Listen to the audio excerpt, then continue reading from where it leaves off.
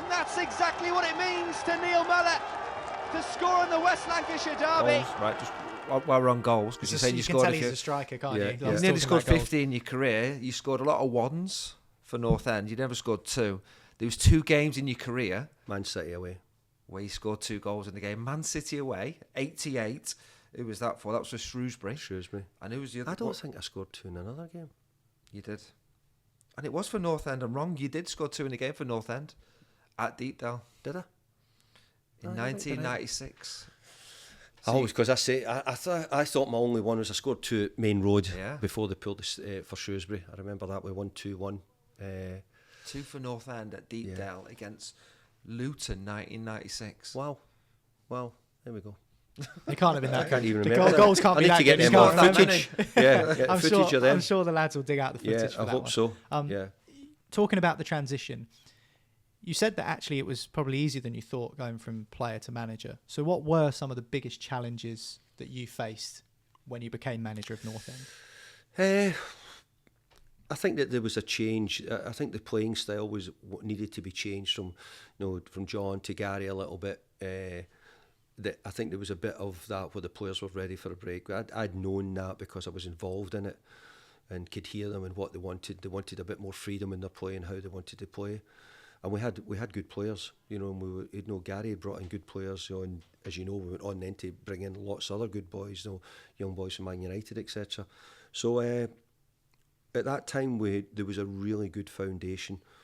We were an incredibly fit and athletic team, Is that because of your pre-season? I experienced it at Alan Irvine pre-season, and it was always... Yeah, it was always tough. But I had experience like John and Gary who'd done it. But I didn't mind the pre-season. I could run at the time and was okay. But we had a lot of boys who were incredibly fit, mainly because of what John Beck had implemented at the time, and what sort of players and what they were. So the players there were robust, fit, which is obviously a great place to start if you're getting a team, because it means that those issues aren't a problem. What changed though that season? Because you've Tier 3, you're 15th at the back end of your first season in charge, but your first full season, you take North End into the playoffs, and that is the year 98-99 with Gillingham. That was the playoff year. So that was your first full season in charge. That was my first full season in charge, and I think we lose to Tony Pulis's Gillingham over 2 legs, don't we? But mid-table, sort of near the bottom, to all of a sudden in the playoffs. No, that's right, and that was a big change, and that's where we'd started to pick up. But again, I'm only saying this because, and I'm repeating myself a wee bit here, is there was a bit of momentum around North End. We get into playoffs regular and doing that, and we missed out that year. I think we spoke to David Lucas recently, and he said that he felt a bit disappointed in that Gillingham game. Felt like he could have held on to first minute away. You conceded. Yeah, that's right. And but at that time, they were Andy Hessenteller and one or two others were they had a pretty good team. Tony Pulis was in charge, and they had a couple of big centre forwards. I'm trying to mind their name. Bob Taylor, Carlos Saba. I'm trying to think. They had really good players, big, powerful players, and it was a real handful every time you played Gillingham at that time. So we often mention the P word on this podcast, not talking about Preston. We talk about playoffs quite a lot, don't we, Mels? And we always wonder what a manager has to say to pick up the lads after disappointment of that Gillingham game, to then lead the side on to go on and win the league title the year after. What's the messaging after a crushing defeat like the Gillingham game, to then keep the lads' spirits up the following season to go on and achieve something special? Well, I certainly can't remember what I said back then, that's for sure. But you're already really pushing me right to my limits here with where you're going with it. But what did I say in the dressing room after that game? I've no idea. But I think we're right in saying 10 of the 11 players started the first game of the next season. Yeah, they would do, because Oldham away 1-0. Yeah, we were but again we were a pretty resolute group of lads, and actually they'll tell you we'd have had really good times together. We had some brilliant trips together. And again, they were really, really good. The boys we had, and the chance to get up was something which I probably believed that I would do. I had no problem thinking that, well, I'll make this better and I'll make this look better. We just couldn't do it the season before, but that season was a really good year for us. That was the first league title win for Preston since 1970-71, so it was a long wait to lift the title, which is what you did. But that season, what do you remember about that season? Because you won the first couple, then you didn't win for 5, but you went on a mad unbeaten run, 18-game unbeaten run. And is that when sort of the momentum built to think, right, we're right in the mix here to be getting promoted? You tell me, you're reminding me about it again now. So I'm saying is, I think when you get that feeling that you're on a run, and we were at the time, and I wouldn't let them go. I'd some amazing things at that time. I think we went top of the league. Do you know something? It might have been the year before we went top of the league, and I'm telling this story, and it was I've told it a couple of times, it was a really bad decision. It could have been the year we won the league. I'm trying to think, the boys will tell you. We were actually playing Notts County, so that might be a giveaway. And it was a Christmas do, and I says to the players, I said, bring your passports, we're going away. And I could hear them all at the bus, and they were all laughing, saying, "Oh, he'll be taking us to a training camp." And they'll be saying, "No, someone will take Mallorca or something we didn't know." So, and I only told them that we got to Notts, and I said, "You'll have your Christmas night out in Nottingham after the game, and then you're getting ahead of yourself, and you're all getting big time." I says, "So we're going up to the army barracks, the one up at Middlesbrough, up at Scotch Corner."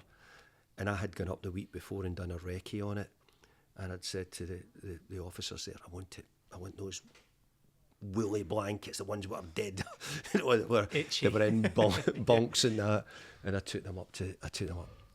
The boys. So I think we drew at Notts County. We beat them in the last minute, one or the other. Boys had a great night out, but they were on the bus at 6 o'clock in the morning up to an army barracks.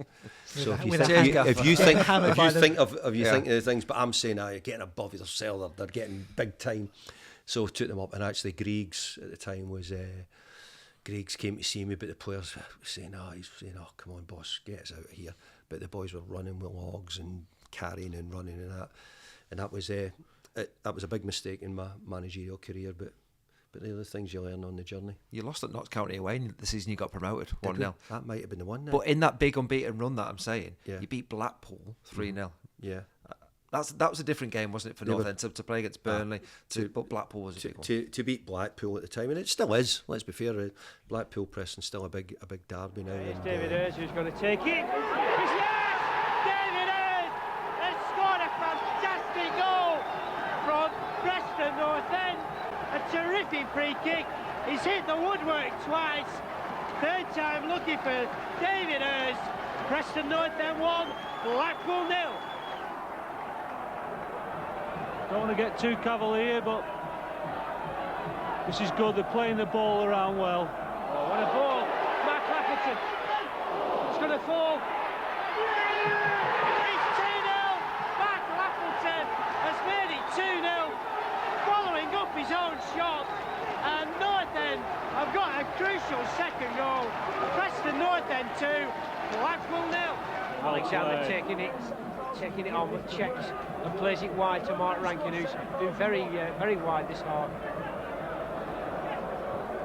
In for Alex Matthew, just dinked up for Kurt Nogan. Real chance for Alex Matthew. David Moyes will. He's through. David Moyes picked his spot, and would you believe it? He picked his spot with his right foot. Preston North End 3, Blackpool 0.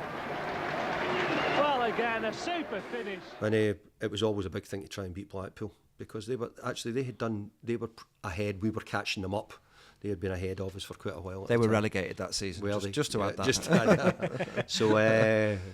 So from that point of view, that was a good memory. You're telling me about that as well. But they were the things that were going on at the time, and I was still a young manager, and I was just finding my way really.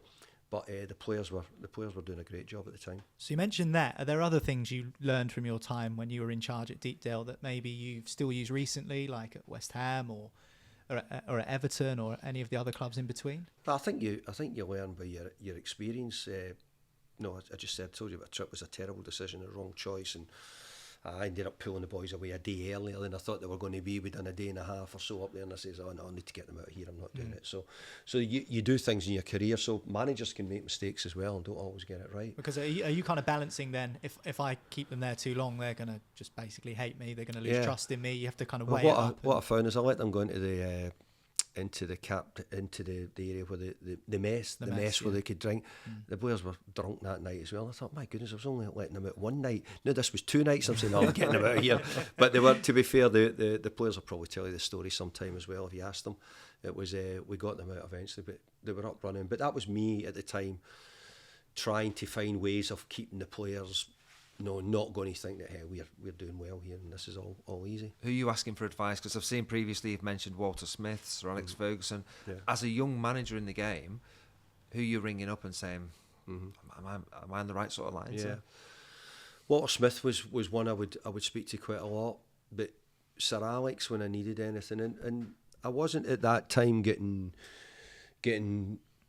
offers from other clubs quite as much because I was only just at the start and people were just beginning to probably take notice a little bit. But at that time, Walter and Alex, but Andy Roxburgh, for example, was always someone as well because they're involved in the coaching courses and people who I was in.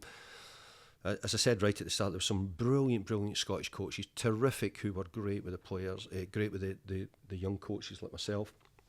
So I could easily pick up any of them. And Billy McNeil was my old manager at Celtic. And if I needed any help as well, I could phone them up. But probably Sir Alex and Walter were the two who, over my career, I've used more as mentors and people to speak to. So clubs must have been wanting to take you away from North End at that time. I think when it started to happen was probably more. I had started to get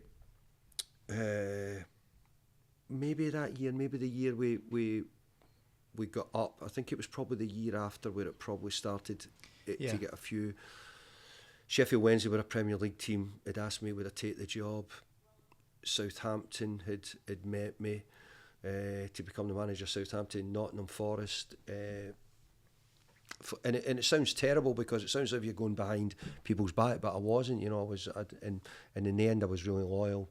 Nottingham Forest flew me, met me in Nice to become the manager of Notts Forest at the time. So I was getting lots of opportunities to go into jobs, but probably the biggest one was when I was at North End where Sir Alex had asked me to become the number, or interviewed me to become the number 2 at that time at Manchester United. And why did you turn that opportunity down? Were you just comfortable? Well, there was only North 2 End of them. There was time? me and Steve McLaren, and he chose Steve McLaren. Right. But I actually was quite happy because we were doing really well at Preston, going well, team was going well. So it sounds terrible. The only real disappointment was that year Man United won the European Cup, and I'm thinking, my goodness, if you could have been part of that treble squad. Could have been part of that if that had been the case, So I was getting opportunities like that because of the team. But this was us getting probably to the back end of my management career, management at Preston, I should say, because Ranks was close. Mark Rankin was close with Darren Ferguson, who actually Ranks actually said, "Look, Darren Ferguson my dad wants to meet you. Would you come out and meet him?" And so I done all that. So it's. At that time, but the Man United one must have been probably getting into roughly my last year or so while managing Preston. But you nearly got North End promoted to the Premier League. Yeah, well, within one game. So close, 90 minutes away, that playoff final. So you'd been promoted as champions the next season, playoffs. Yeah. Was that Bolton?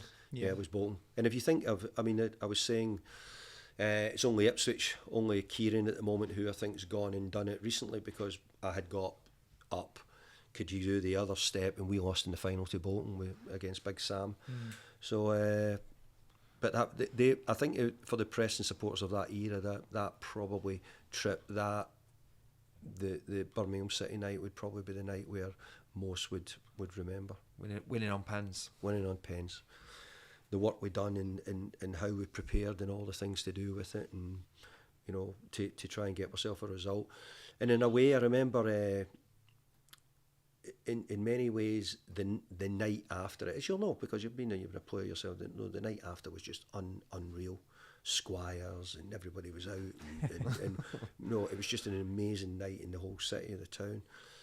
but maybe we hadn't thought, hey, we've got to get the next step up. You know what I mean? But interesting, that year where we lost in the final to Bolton, I think the 3 teams who came up were Fulham, Blackburn and Bolton. None of those 3 teams were relegated, I think, for 5 years out of the Premier League. None of them came out. So that gives you an idea of where they were as well. You know, they were really strong teams, and we were a really good team as well at the time. But we just didn't have enough when it got to the final. Got another photo to show you here. We're going to play a game of Spot Moisey. This is the team bus celebrating promotion in 2000. You're going to need your specs for I this would one. need my specs, and they're probably somewhere else. Well, there's some real characters. That's me at the back there with you the glasses go, got on. it straight away. Yeah. Look at them shades. They're By the way, sunglasses where's the there. ginger gone? That's the problem, you know. Aye. How do you feel when you see photos like this?